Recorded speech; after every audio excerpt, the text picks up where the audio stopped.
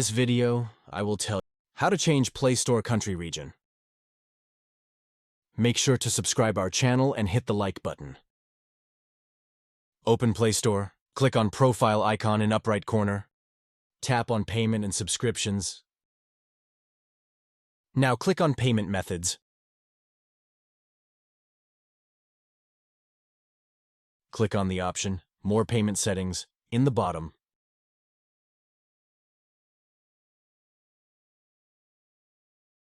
Tap on 3 lines above.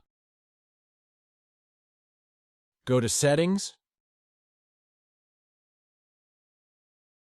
Scroll down and click on this pencil icon. Tap on Create New Profile. Click on Continue. Here, select the region which you want.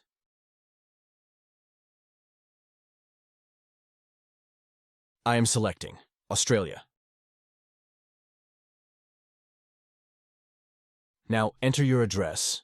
You can select any random address of your selected country from Google. Click on Continue. Here you can see our payment profile is created and our region is changed successfully.